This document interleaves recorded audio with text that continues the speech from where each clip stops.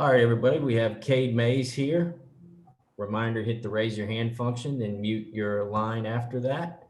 We'll start with Rick Russo, and then we'll go to David Upton. Hey, Cade, good afternoon, man.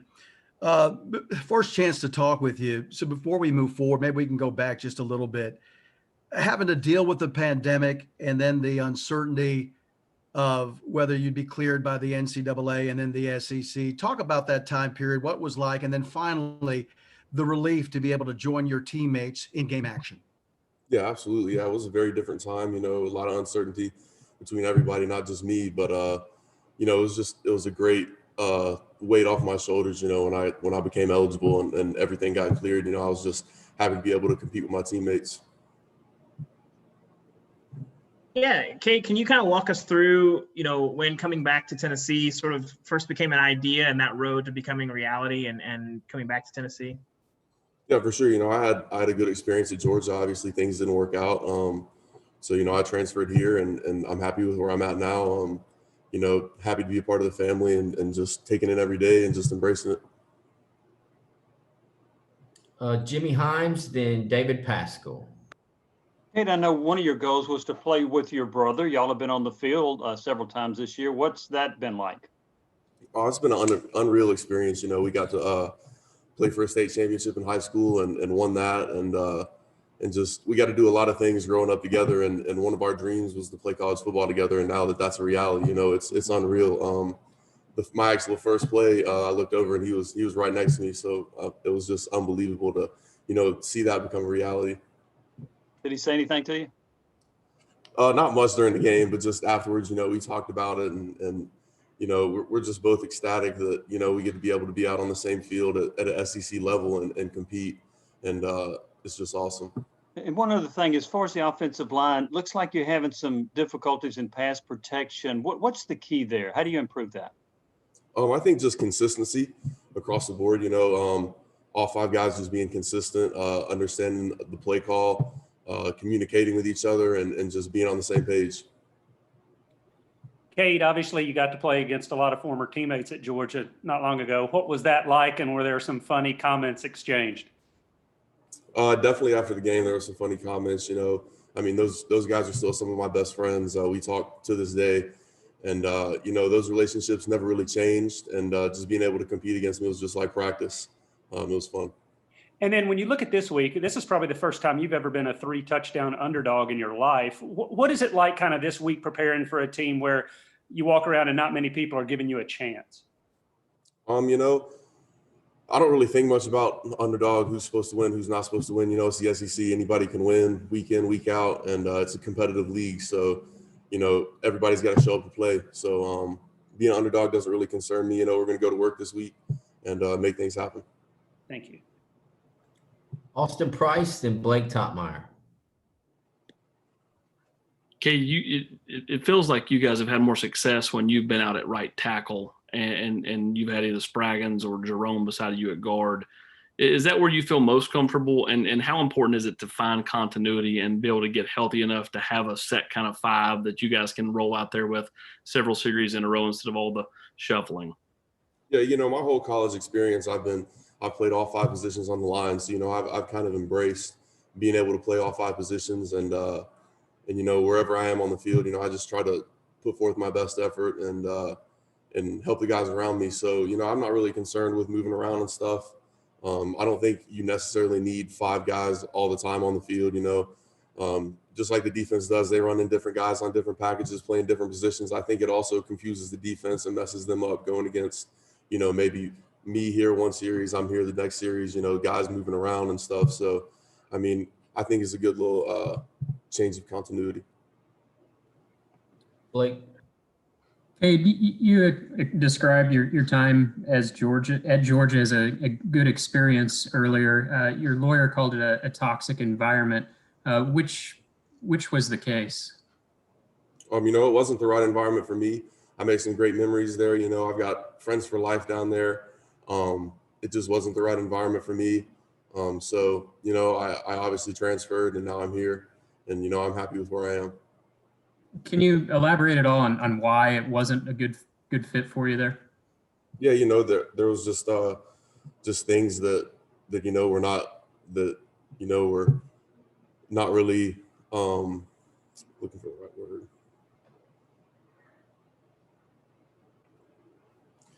Things that just weren't like, it wasn't really for me, and so I felt like I had to transfer, and so I did so, and now I'm happy with where I am. We'll go to Patrick Brown and then Vince Farrar. Cade, I think you finished the game or played late in the game the other day at left tackle next to Trey. I know he's been a longtime friend of yours. What was that like for him? I know he's talked a lot about wanting to play with you and kind of came out in defense of you to the NCAA back before you got cleared. What's it been like playing with him? And are you hoping that maybe you get some more snaps over there next to him? Absolutely. Yeah, it was awesome. It was something, we've talked about since, sophomore, junior year of high school, and for that to come to fruition, it was awesome to look over and see him lined up next to me. I'm comfortable wherever I play, so if I get more left tackle reps and get to play next to him, that'll be awesome.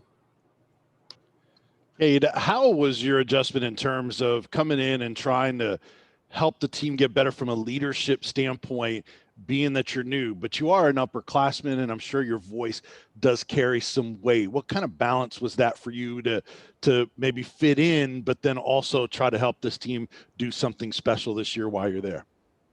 Yeah, I took it upon myself to try to help the younger guys just come along and grow up a little bit, and help them with anything they needed help with, whether it's off the field, on the field.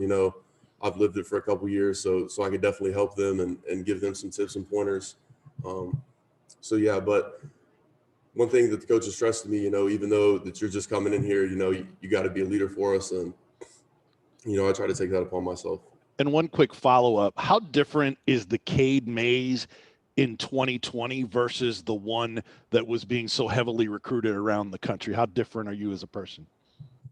I feel like I've grown up a lot in the last, 2.5 years.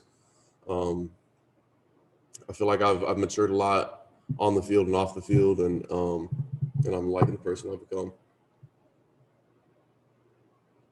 All right, we'll go to Gustavo and then back to Austin Price. Cade, there were a lot of talk about you, especially on social media, the hashtag free Cade Mays. How do you handle that pressure from fans that were expecting to see you playing? And if you were, following that, talk on social media about your hashtag free Cade Mays? I embraced it. I was just very thankful, that the fan base, they fought for me the way they did. My teammates fought for me the way they did. And I think it really made an impact on ultimately getting my eligibility. And so I was just very thankful that, they supported that. And quick follow-up, and to handle that pressure, because I imagine, that was, nice to embrace, but once they came to the field, I imagine it wasn't easy to fulfill the expectations of the fans. I wouldn't really say there was a pressure or anything. I just go out and play my game week in and week out, and give my best effort and do the best I can. So I wouldn't necessarily say there was a pressure,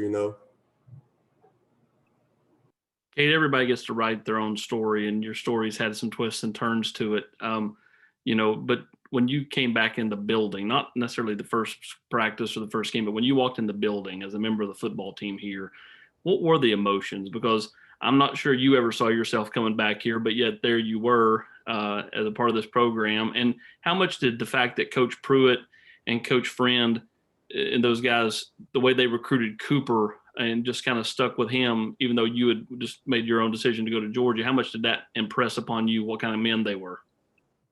Absolutely. Coach Pruitt, Coach Friend, they were very receiving of me when I came here, and I was just very thankful for the relationship that I built with them when I got here.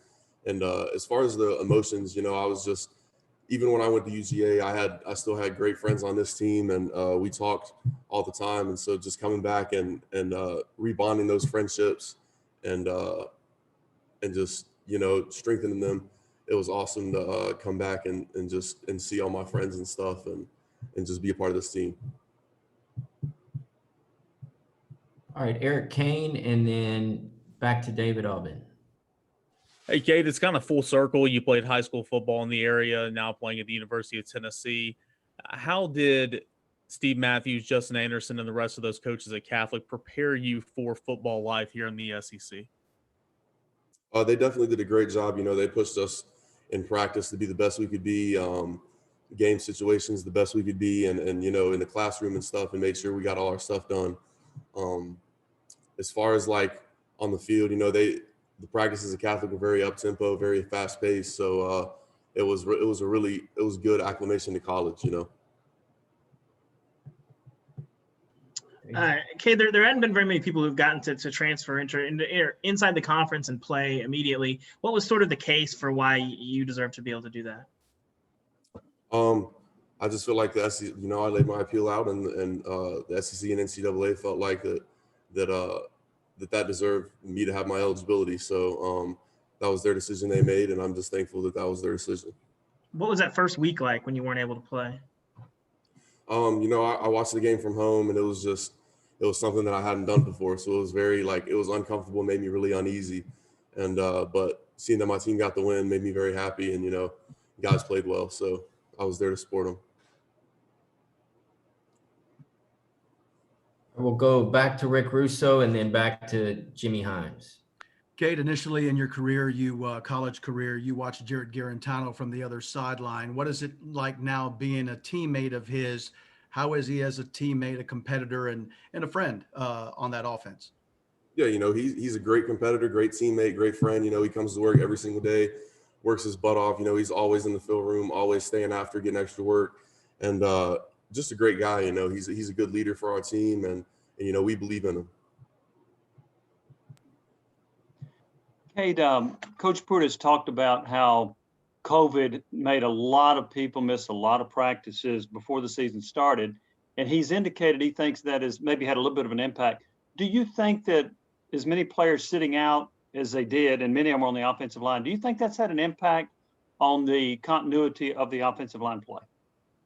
I mean, I wouldn't use it as an excuse, but definitely not getting our full like practices and stuff in, and not having all the pieces of the puzzle in there definitely makes it difficult. But you know, I wouldn't use it as an excuse.